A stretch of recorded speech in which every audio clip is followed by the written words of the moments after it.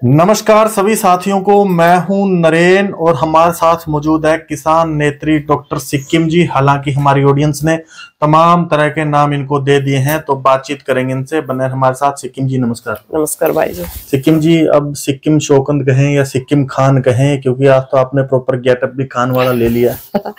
ये भाई जी, खान कहो, नैन कहो, शौकंद कहो, देवी को, मुझे कोई फर्क नहीं पड़ता। कौन सा नाम पसंद आया आपको? क्योंकि मैं इस हिंदुस्तान की बेटी, इस भारत की बेटी हूँ और मुझे फक्र है कि मैं भारत में मैंने जन्म लिया। और जहाँ बेटियों को एक देवी का रूप के रूप में देखते हैं, मैं उस भारत की मिट्टी से पैदा हुई हूँ।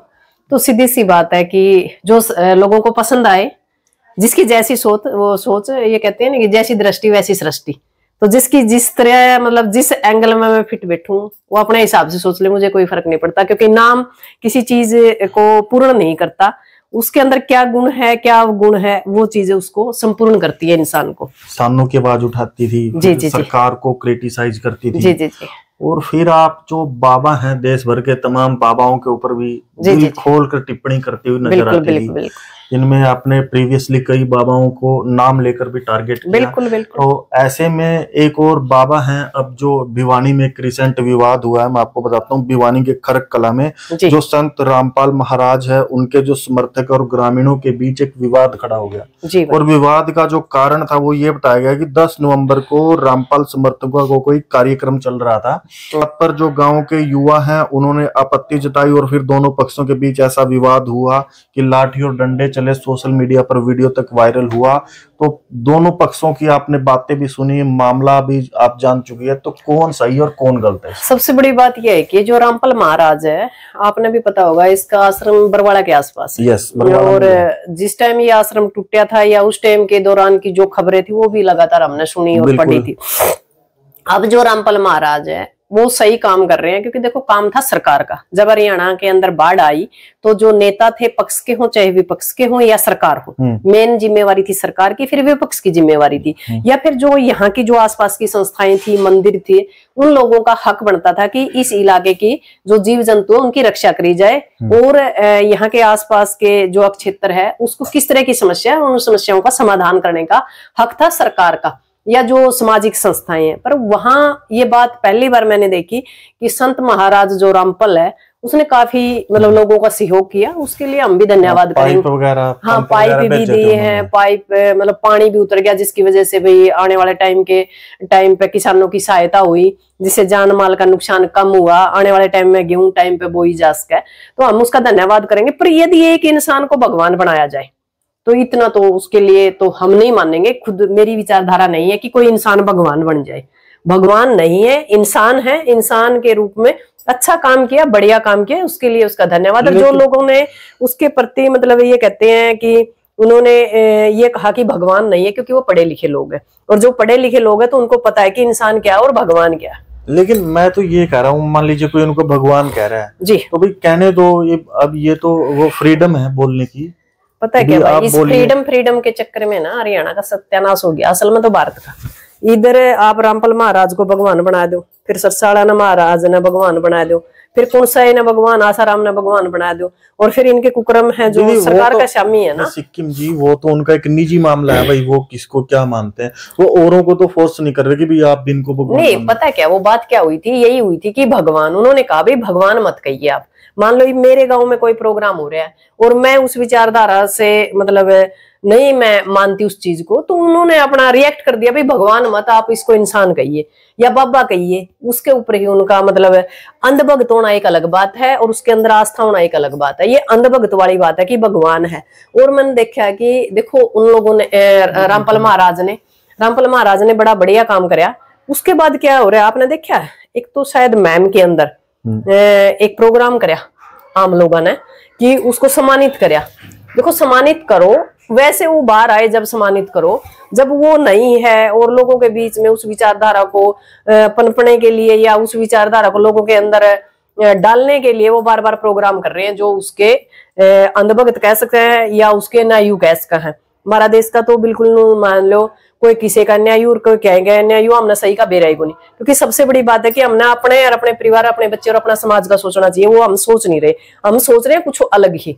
तो आप जो गांव के युवा है, जो भगवान कहने पर आपत्ति जता रहे थे, मतलब मैं उनके बिल्कुल समर्थन में हूँ भाई, क्योंकि वो सही है, उनको पता है, वो पढ़े लिखे लोग हैं। इसी मामले पर एक बड़ी महापंचायत आज भिवानी के उसी गांव में बुलाई गई है। जी जी भाई। तो हो सकता है कोई बड़ा निर्णय निकले। नहीं, निर्णय कुछ भी निकले भाई। एक बात बताओ, ठीक है उन्होंने सहयोग किया, सारे लोगों ने उनका धन्यवाद भी किया, उनको मतलब बड़े बड़े प्रोग्राम करके उनको सम्मानित भी किया, वो तो नहीं है, पर उनके जो भी साथ वाले लोग हैं उनको सम्मानित किया।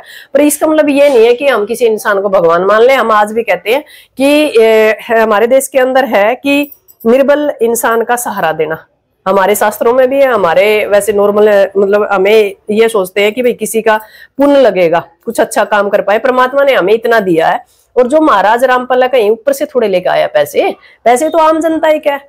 यहाँ आसपास मैं मानती हूँ बनभौरी वाला जो धाम है उसको भी सहयोग करना चाहिए, क्योंकि वहां भी तो आप लोगों को पता है कितना समाज, कितना लोग चंदा और पैसा देते हैं। उन लोगों का भी इसके अंदर सहयोग होना चाहिए था, पर सहयोग नहीं मिला, क्योंकि जो आसपास की जो भी संस्थाएं हैं, वो चाहे हिंदू की हो, मुसलमान की हो, ईसाई की हो, उन्हीं लोगों से वो पैसा जाता है। जब बुरा वक्त होता है तो उन संस्थाओं का हक बनता है कि उस इलाके को बचाया जाए, पर उस टाइम ये लोग ताला मार के बंद बैठ जाते हैं, तो उसका बड़ा नुकसान आम जनता को होता है। अब क्योंकि आप बाबाओं पर बोल रही हैं, एक और बाबा बड़े रिसेंटली सुर्खियों में रहे हैं हरियाणा में, जो बागेश्वर बाबा धीरेन्द्र शास्त्री जी ने यात्रा हरियाणा से निकाली है, तो उसको लेकर क्या कहेंगे? ये जो धीरेन्द्र शास्त्री है, ये हिंदू मुसलमान करने के चक्कर में, बिहार का जो इलेक्शन है उसको फैक्ट करने के चक्कर में हो चुका है। वो तो आपने भी देखा कि रात में ईवीएम बदली जा रही थी, और उसके बाद भी जो धीरेन्द्र शास्त्री है उसको बुखार हो चुका है। जब वो हनुमान से इतना ही डायरेक्ट संपर्क में, तो बुखार नहीं होना चाहिए। उसको 2 बार वो बेहोश हो चुका है। अजीब बात है, सड़कों पे लड़ना सबके बस की बात नहीं है। ये फ्री का खाने वाले लोग हैं, इनके बस की बात नहीं है कि मेहनत करके खाया जाए या मेहनत करके कुछ करा जाए। दूसरी बात, हिंदू राष्ट्र हमारा देश नहीं बन सकता, क्योंकि फिर खालिस्तान वाले को हम क्या कह सकते हैं। कल को हम कहेंगे कि हमें भी जाट राष्ट्र चाहिए, तो दूसरी तरफ आपने देखा होगा, वो था क्या, एक और हमारा जो MP है, उन्होंने भी कहा कि हम भी अलग से बहुजन समाज राष्ट्र मांगेंगे। तो इससे तो देश टूटेगा ना। तो हमें ऐसी चीजें नहीं करनी चाहिए जिससे देश की अखंडता को कहीं ना कहीं नुकसान हो। जो ये धीरेन्द्र जो शास्त्री है, मैं कहती हूँ इसके ऊपर तो जल्दी से जल्दी कार्रवाई करनी चाहिए। और जबकि सरकार इसको 5 बटालियन दे रही है, 5 तरह की मतलब जो सुरक्षा दे रही है, हमारी समझ से परे की बात है।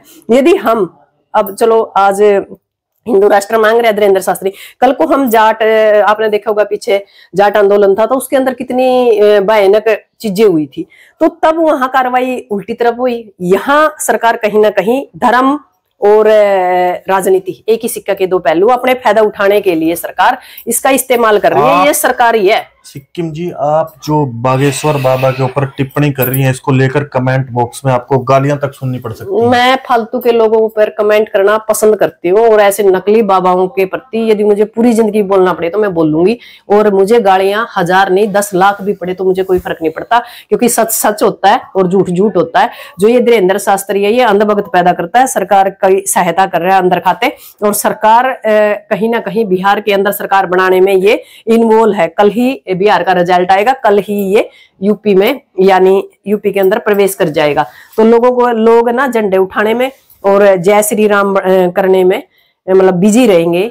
पर हम आज भी एक ही बात कहते हैं, मैंने पहले भी कहा है ऑन मीडिया, कि राम 85% जो ज्यादातर हरियाणा के लोग हैं, उनके आगे राम मिलेगा या पीछे राम मिलेगा। हमसे बड़ा कोई राम को मानने वाला नहीं है, क्योंकि हम सुबह से शाम तक राम राम बोलते हैं। पर जो ये जय श्री राम वाले हैं, नहीं, यहाँ गड़बड़ मामला है। इस बात में मैंने पहले भी कहा था, मैं आज भी कह रही हूँ, जो ये जय श्री राम वाला नारा है ना, इसको जो मानते हैं या इसके ऊपर जो काम करते हैं। जय श्री राम में आपत्ति क्या है? मैं तो ये पूछना चाह रहा हूँ। आपत्ति ये है कि ये बीजेपी के दलाल है, ये कच्छेदारी है, और ये अंदर से मानवता को खत्म करने वाले हैं। और जो राम राम करने वाले लोग हैं, वो समाज को जोड़ने वाले लोग हैं, और वो सीधे परमात्मा को मानने वाले लोग हैं, वो जीव जंतुओं की सहायता करने वाले लोग हैं, वो मानवता को इकट्ठा करने वाले लोग हैं। जो जय श्री राम वाले हैं, ये वो लोग हैं जो मानवता को तोड़ते हैं, जो बिखेरते हैं।